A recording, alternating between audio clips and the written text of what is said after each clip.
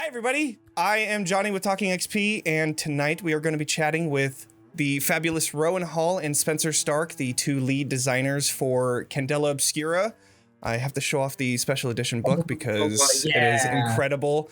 Thank you guys so much for being here. I really appreciate it. And I'm sure you guys have a lot going on with, I'm sure Daggerheart is one of those biggest things. You guys just hit the 1.5, and that's supposed to be the last version too, right? Oh, yeah. That's awesome. So, thank you again. My first question really focuses on the success that Candela has had so far. You guys have had just over a year with the Quick Start Guide. You've had 8 months since the official version came out.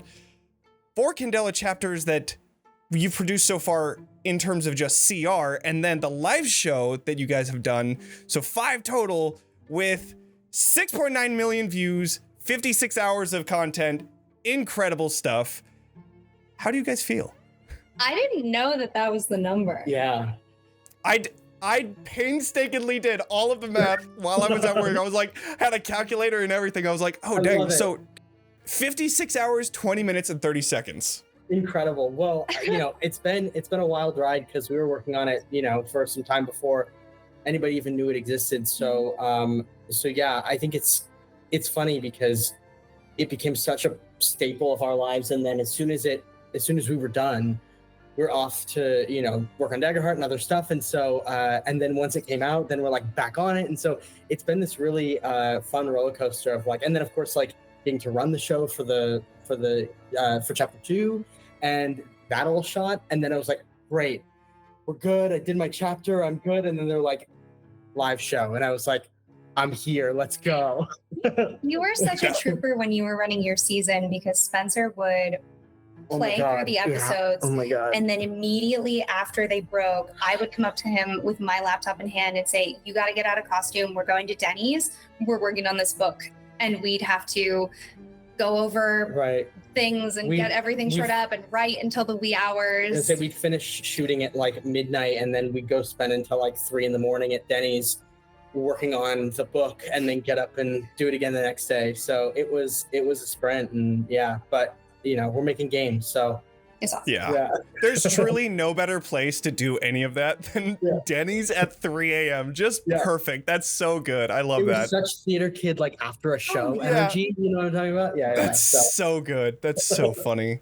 I'm sure the people at Denny's were like, what are they talking about? And we're like, okay, so these like horrors are coming through their and when their chest splits open, blood everywhere. Oh, I'm sure. And then like, I remember you guys talking about, I watched your other interviews and I know that, oh man, what was the first monster that you came up with was just some like. Probably the Light Eater. The Light Eater, that's what it was, right? Like, and just coming up with like and it was different before because it was in the Quick Start Guide. It was like that different version of just like this giant, like toothy type of that was awesome. Yeah. I'm sure that they were just like super into it.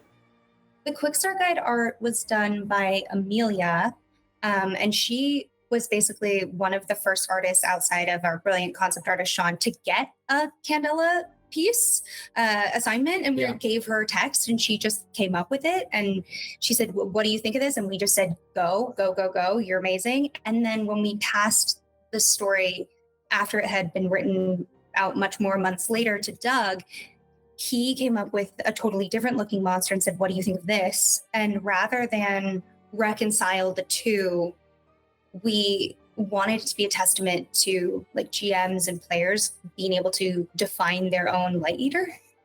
Right. Yeah. And I think that's one of the greatest things about Candela is that like you guys have left so much to just be interpreted into however people want to do it. I mean, like, geez, I've had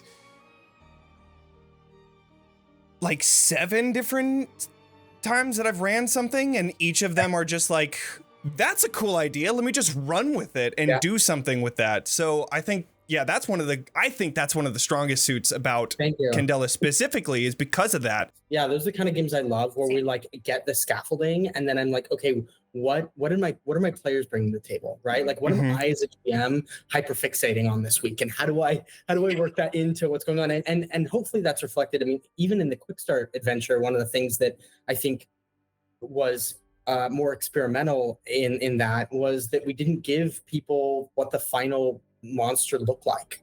Yeah. We gave everything leading up to that and said, hey, this is on you as a GM to like figure out what this looks like based on the input from your players or based on the thing that you're excited about. Backstory. But like, instead of their backstory, instead of like laying out every detail and then making you memorize it, it's like, no, use the things that matter to you and to your table to make the game feel more personal. And so there's of course a whole gamut of GMs, and some of them prefer things one direction or the other. But I think the people that we were like hoping would find purchase in that kind of game were those who are like us, that like want to have enough but want also the freedom. So right, yeah, I know, because a lot of D&D specifically is just like, this is what it is, this is what it looks like, this is how it works, this is, well, like, it is, everything is written out. And so that kind of changed to where it's like, no, it's whatever you want it to be. You don't have to, like, and you don't have to write down stats. You don't have to do anything like that. You could just come up with it as you rolled a 5. Great. Awesome. It slaps you. And then like it keeps on and then it like disappears. Like you can make whatever you want up at on the spot, which is just like, that's one of my favorite parts, because I have been GMing D&D for like 10 years now, ever since D&D 5e came out. And this is so much better to just, it's so much easier to prep. I mean, it's the writing part that you have to get done, which is, I mean, one thing, but like once you have it written, you can just improv your way through it. My hope for Candela is that, as for GMs, is that as long as they write down their reveals, either reveals from our mysteries or reveals from their own mysteries, that if everything goes off the rails and the characters are in a place you never could have possibly planned for, all you have to do is convey that 1 sentence, that 2 sentence idea, and everything else can kind of be free flowing. Because I know, even as long as I've been GMing, the second I have to glance down at a piece of paper, I panic. I'll never find the information I need. That's not true, but I panic nevertheless. And so being able to know these are my bullet points that are do or die, everything else is gravy, it helps me at least. Yeah, I know. One of the things that I was going to say in my video for the GMs is like, have clues that can move. Where like, I had a calendar in the kitchen, and then I put it in the bedroom because I went to the bedroom. They didn't pay attention to the kitchen. Like, it makes sense to put that in different areas of the house.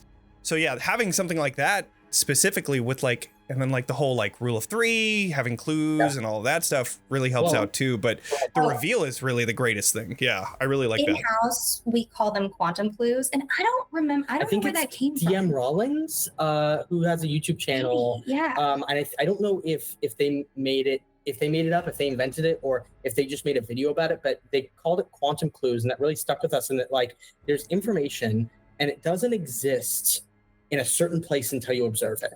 Right. So like for you with the calendar, you're like, okay, I need to convey like this, like they were at this place at this time. And so I can do that by having a calendar where they're like, where they have an appointment on there. But also if they don't ever interact with the calendar, I just need to convey that information. So it could come from an NPC. It could come from a business card that has an address and like a time written on it. It could come from any place, as long as it conveys the appropriate information. And if your players go looking somewhere, you can kind of like lead them to that information successfully. Yeah, the clue is always where you go looking for it. And if you go looking, you will find it. And we can ramp that up and down, right? Yeah, we can ramp that up and down depending on like how difficult we want the mystery to be. Like, we don't have to put it right in front of them all the time. But what we found is a lot of times when we're running a mystery, like, we have to put something in front of players 3 or 4 times before they know that that's the answer and they follow that path. And so by allowing that flexibility, you create an environment where your players finally get what they need, and no matter what they do. And so they're never like, I hate the feeling as a player and even as a GM where it's like, well, what do we do next? Yes. What do we do? And everybody's kind of like, all right, I guess I just go look upstairs. Why am I looking upstairs? I don't know. I don't know where else to look. Yeah, that's the worst. I ran a one-shot the other day that had to be really, really fast because of time constraints.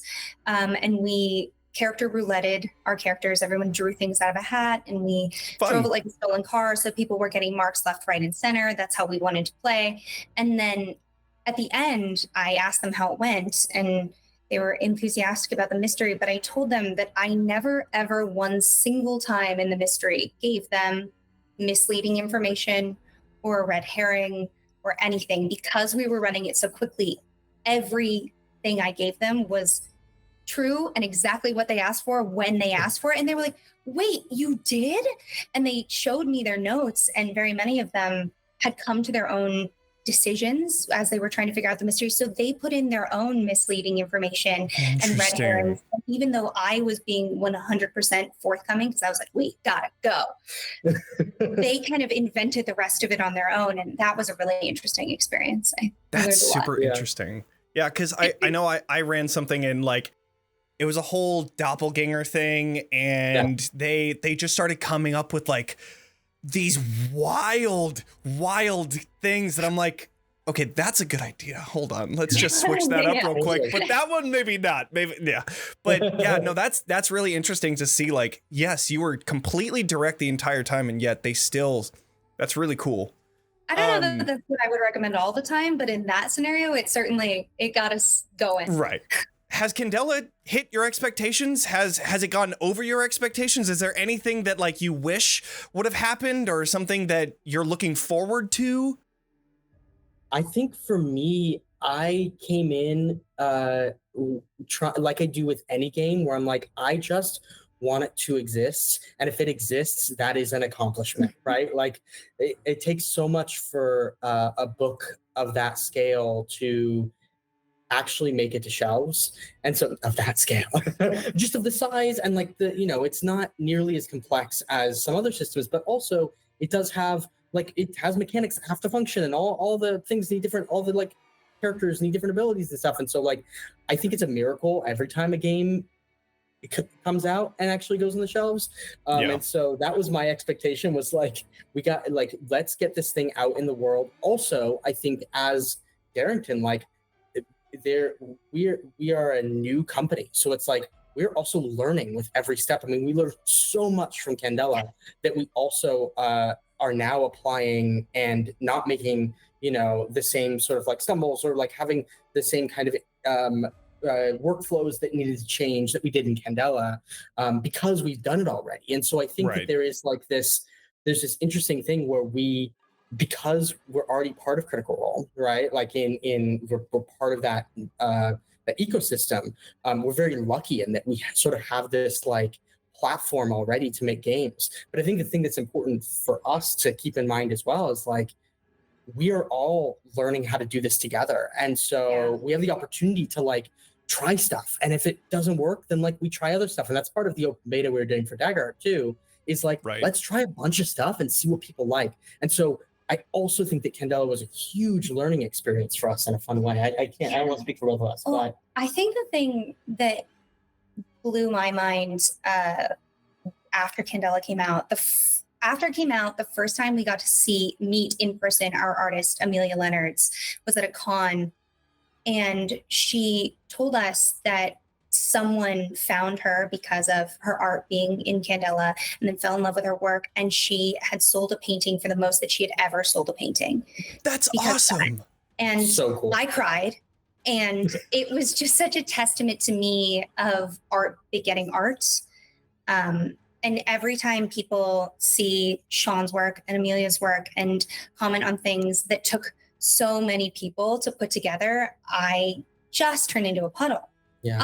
I am just such a sap.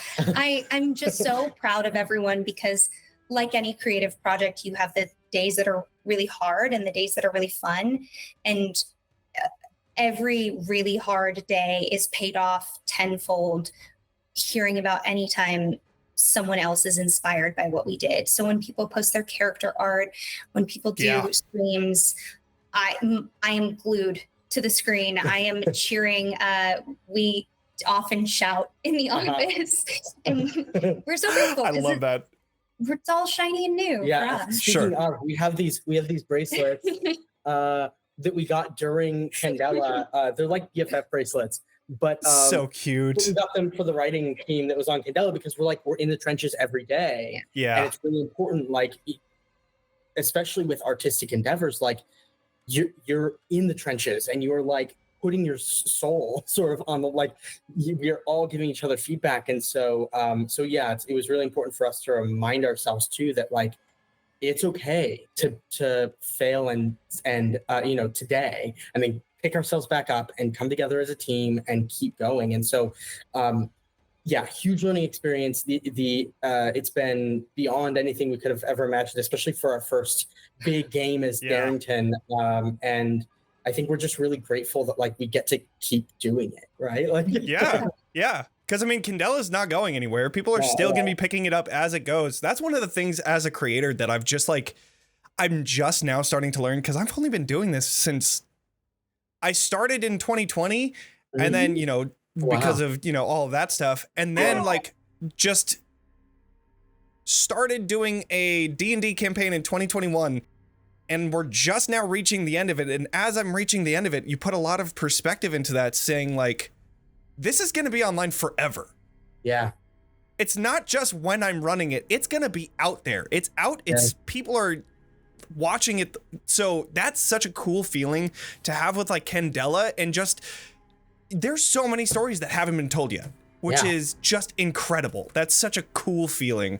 We want people to bring themselves to the stories too, which is, part of the reason it has the scaffolding it does. It's like, we want people to pick it up and go, I see myself in this, and I can tell stories that matter to me, whether that is bringing their own cool ideas from, like, the kinds of horror they watch, or bringing their own unique culture to the game in a way that allows them to explore monsters from many different cultural backgrounds that, maybe they haven't been able to do in other systems as easily, because you don't have to stat it up, right? You can just bring in that cool thing that you love. All this folklore, that's just going to be part of the thing that it does. Yeah. I know. Well, but bringing your players in and seeing what they're excited about, and engaging in the kind of culture that they are, that they want to see in play, and learning from each other, and all those kinds of things are our goal with Candela. It allows you to bring in any mythology you want and run. Do you have any advice for GMs that want to run a longer adventure? Because obviously CR does sets of 3, and then the Circle of the Silver Screen was just like maybe a one-off. I don't know. Maybe they'll come back. Who knows? But and then also, one of the other things that I want to bring into this question is, in order to level up, you need to at least have 4 assignments done. Do you have any advice on, 1, how to run longer adventures, and 2, like, what made you decide to make it 4 if you were going to run 3, Yeah. It's such a good question. So, as far as longer campaigns are concerned, I think about all of my games, whether it's Candela or elsewhere, as arcs, right? So it's like 4 session arcs. The sessions of Candela that you like can thematically tie together, even if they don't narratively have to do with each other. If you want to do that, you can also do an arc where there's like 3 mysteries that are all about a bigger mystery, and that's the 4th one. See it a lot in shows like Fringe or X-Files, where even if the mysteries don't seem tied together, they all are relating to an emotional theme that the characters are going through on that arc.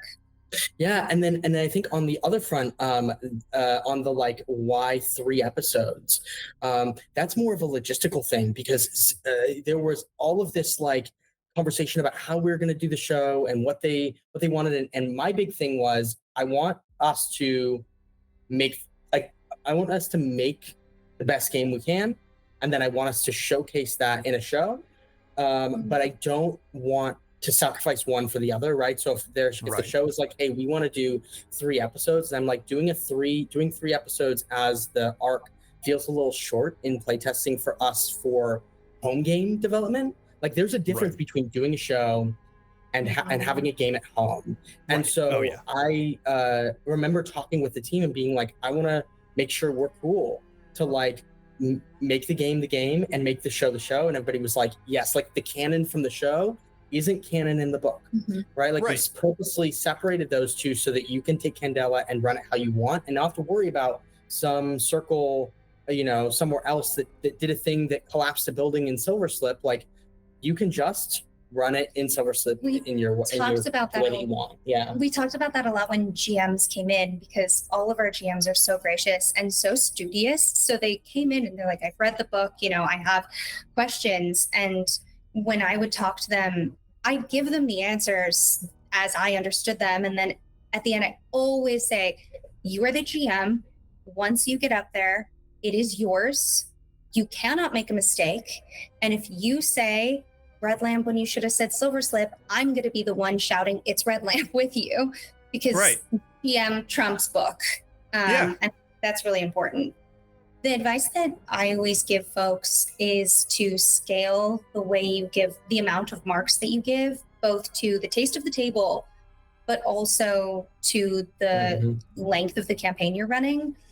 So one, if you're playing with people who you know like to get hit fast and hit hard, obviously you're going to go more. If you want folks who are maybe more trepidatious or want their characters to survive longer, you might not play that way. But if I'm running a one-shot, I'm dealing out marks in a way that I would never if I was trying to get these characters to live for 4 sessions, let alone all of the sessions after that. Right. So, and I think that there is a reality to Candela Obscura that is, these people are not superheroes. They never have been and they never will be. There's no leveling up that keeps you from being a very fragile living human being dealing you can't long rest. You can't sleep 8 hours and be totally fine the next day. Yeah. Exactly. And so I think that playing a longer campaign personally, I like to talk to players and say, like, are these characters that you want to be with for a while? Or are these characters that you want to potentially leave behind? Because burn bright. The longer you go, the more likely you are to die. You get worn down by this game rather than a game like D&D 5e where you become a god eventually. Yeah, pretty much. Yeah. So, that's really good advice. Yeah.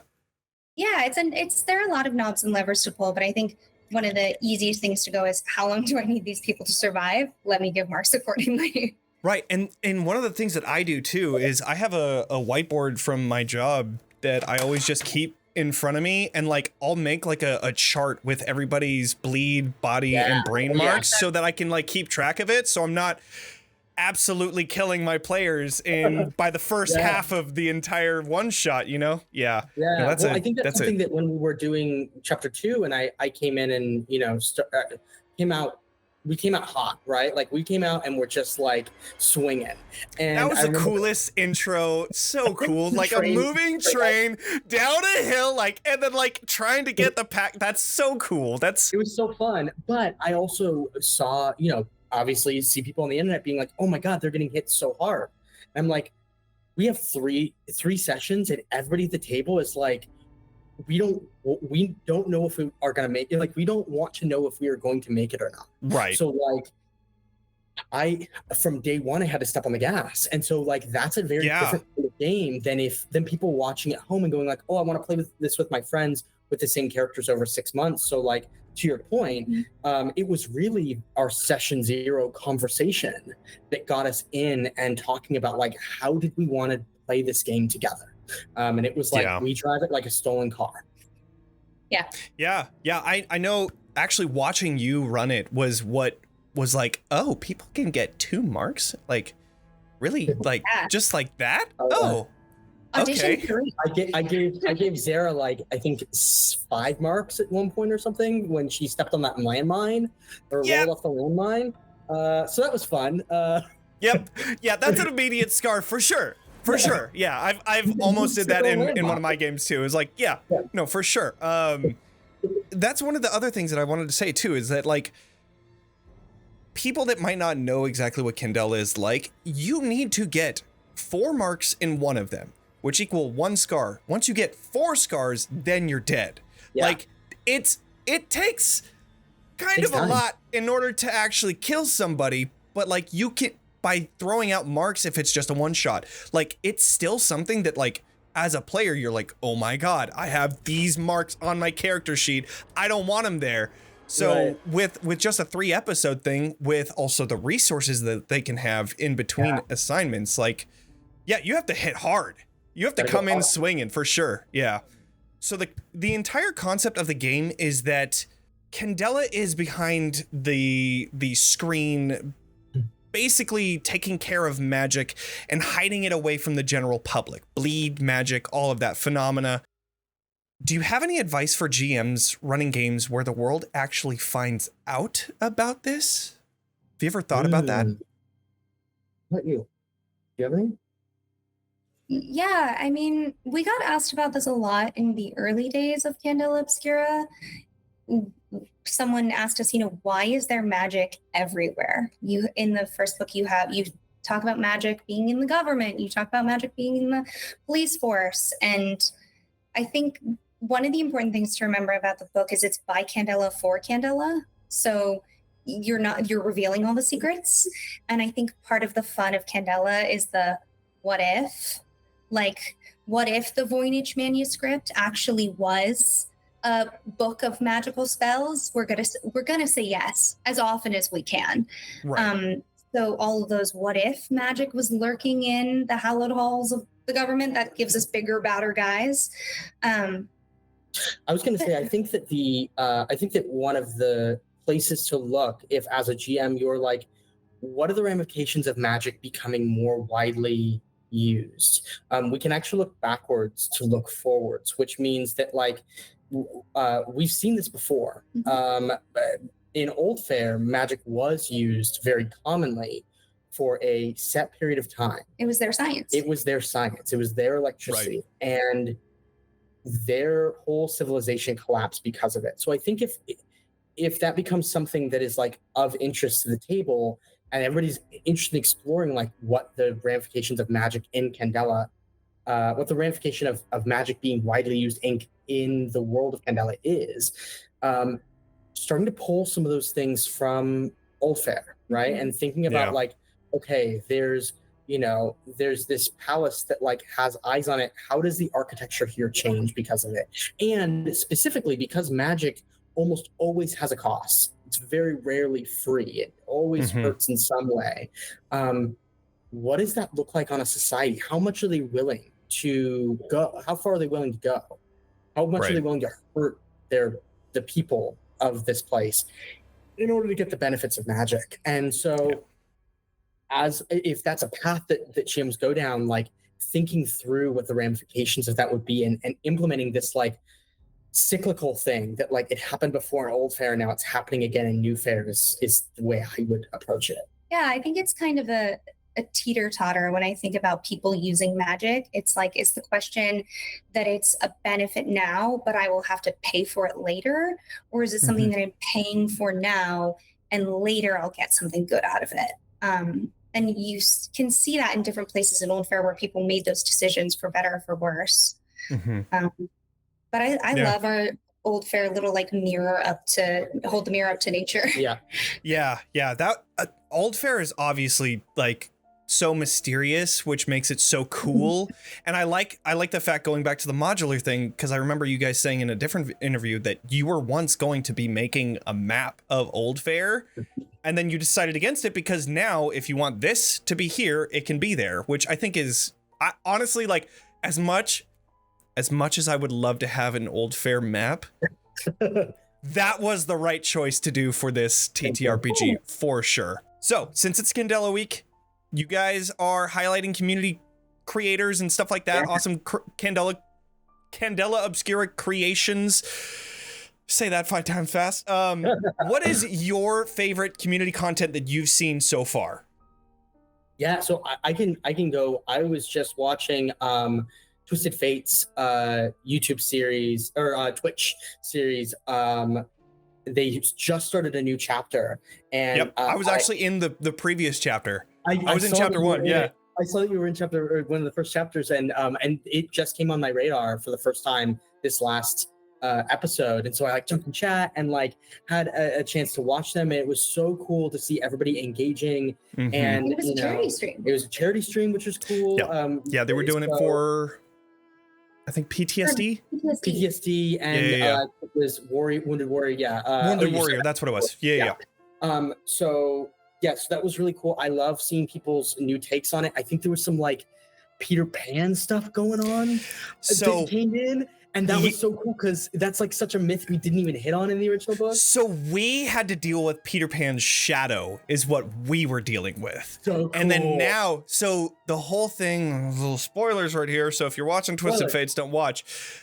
But he's taking all of the like fairy tale stories and just twisting them. So now it's Mad Hatter that they're going after, which is I saw that at the end so of that cool. episode. So cool. So excited. Fairy tales are so dark. Oh yeah. I know you had one. I've been really excited about Quest Junkies. I know their one shot that was run by Stuff by Scarlet got nominated for a Crit Award, which is so exciting. And I always love seeing a woman in the GM seat because, you know, when I was a kid, I didn't see that ever. Yeah. And so I'm always really grateful. And also, we got to hype you up. Come on now. Do your play. Yeah. You hit copper status. Yeah, we hit copper status for Bleeding Edge. Yeah, that was super cool. And that's actually one of the things that I wanted to say is that like I spent so many hours on the plane going to different cons, reading what it was, figuring out that each one has a different code, and then the symbols based on the page is based on how much. Huh? Didn't you do a breakdown video of it? I did, yeah. It was like 10 minutes long too. Your breakdown video to teach it to someone else. Oh, no way, really? Yeah. Are you kidding me? You were so concise. I was like, Johnny's got it. I was pretty proud of that one. I was like, no, yeah, that makes sense. Okay, cool. Because you know when you make something, you're like, does that make sense? I don't know. I think one of you actually said this in an interview too, where you're like, when you're running things, I think it was you, Spenser.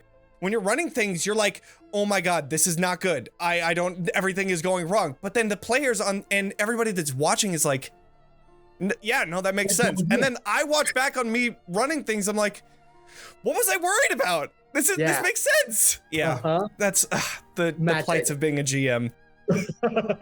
We're criticizing ourselves constantly. Yeah. Oh yeah. Always during running the games, it's like, that wasn't clear enough. So I need to over-explain this again. And then, no. And also a shout out to the folks who are running Candela, but not necessarily streaming it. I have been so grateful to see people jumping on Discord and Reddit and saying, I have never run a TTRPG before, and I felt like I could run Candela Obscura. That makes me so happy to see every time, because I feel like it's a gateway drug, right? Like, and your first TTRPG, whatever it is always the gateway, I hope, into many TTRPGs. And one thing that we talk a lot about at Darrington is all ships rise with the tide. And it's our hope that in playing Candela, people will find other systems that they like that are outside of the classics and try them. So that actually happened to me. Everyone, really? Yeah, because I had only been playing D&D for like I said, like 10 years, and then I tried Candela. I was like, this is so much easier. Why have I not tried anything else? It's the more the merrier in TTRPGs. The more TTRPGs, the better.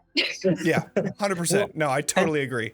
Yeah, I love that, like, for us, the idea that people are going to jump into Candela and then they're going to then jump over to, then they're going to jump over to Lancer, and then they're going to jump over to, Lady Blackbird, and all of a sudden it's going to be like this amalgamation. Kids on bikes. Kids on bikes. Kids on bikes is fun. Yeah. Like Kids on brooms. Some folks were talking about how they wanted to do an investigation, but they wanted it to be kids, and we're like, have you heard of Kids on Bikes? Yeah. And the idea that, like, once you know that there is a game, like, Candela is a very specific system. It takes place in a specific place, has a very specific vibe. It is like an for investigation stats. It's for investigation stats, so it is very investigation heavy. But just knowing that you can play Candela and then going like, oh, that's a game that's designed for this. I wonder if there's a game that's designed for, like you said, kids in the forest, and it's like, or kids, kids in the early 90s, and you're like kids on bikes, or you're like masks, or masks, right? It's like masks, superheroes, masks, and it's like being able to open people to like this world of games if they want to go and play them is really exciting for us. Yeah, it's like a genre filmmaking engine. Rowan, you were saying that you loved seeing a woman in the GM seat. Have you ever thought about running a game on the main stage? If CR ever calls me, I will always be there with bells on. I am always enthusiastic about anything they ever need. That would be cool. So I know that you brought in real world mythology from, our world into Candela to make it more like comfortable, is what you were saying before. Were there any specific mythological stories that you remember bringing into Candela and being like, this is awesome? Yeah, I mean, I think the Acrisis, which is Iamene's kind of a sphinx creature that lurks in Old Fair, is a gift to myself because I'm obsessed with the sphinx mythology. I think one of the things that we were most excited about using was nuclear fallout lore. There, at various points in history, have been a lot of talks about ways to protect future generations from nuclear waste and creating a mythology to do that. So what does it look like if you make hostile architecture a part of protecting people? So you put spikes everywhere. So even if they can't read any language we have now, they know that this is a bad place. Or one of the pitches was that we make it so that cats glow in the presence of radiation. And then we teach people that we breed cats. We breed cats. Actually have glowing. Yes. That's cool. Then if a cat is glowing, we teach everyone that a glowing cat means something is bad. And then in a million years, people will still know that. And they talked about making a religion. Their whole job is to protect nuclear waste sites. And that appears in the Anatithanae. And that was, I think we were running around like kids in a candy store on that one. Well, also lighthouses. Lighthouses are the same concept you were saying. Is that like whole mythology of like, people don't know why they're there. They're not actual lighthouses because they're not doing anything on the shores. Like they pop up anywhere, but people know don't go around them because bad stuff happens. So that's really cool. The things that people believe and the stories that they tell us so much about what's important to them. And that's one of the reasons why we highlighted death practices in Old Fair, because it's a horror game. And it's important to us operating in a horror genre that we understand the ramifications of death and what people might do to prevent it or to honor it. So we really highlighted death practices. Yeah, like the covering on the mouths and everything. That was pretty cool. I really like that. That comes really from an actual picture of a mummy that I found with its hands over its mouth. Yeah, and I think that really, that really ties closely to Mr. Nightfall, which, by the way, I'm going to be running a thing on the 29th. So when this goes out that Monday, with Mr. Nightfall, and I'm super excited about it. We really took the whole like representation of death and like just ran with it. I'm pretty excited about it. It's going to be awesome. And that's also the one that we're going to be starting a Kickstarter on. That's going to be so cool when this releases on the 27th. So thank you so much for being here. I really appreciate all of the awesome tips and insight that you guys have provided here. I really appreciate it. And thank you so much for being here. And just, this is awesome. I really enjoyed it. Thank you. We're so glad to be here. Thanks for writing and playing so much. No, of course. Yeah, like I said, Candela was the thing that got me out of D&D, and seeing how much easier it is to write something, I was like, I could do this. And that was one of the things where it was like, I read through this and I was like, this doesn't have an ending. I'm gonna make one, which is great. Yes. I know that's the entire intent that you had with it. So that's super cool. Yeah. But thank you so much for being here. I appreciate it. Yeah, of course. Thanks.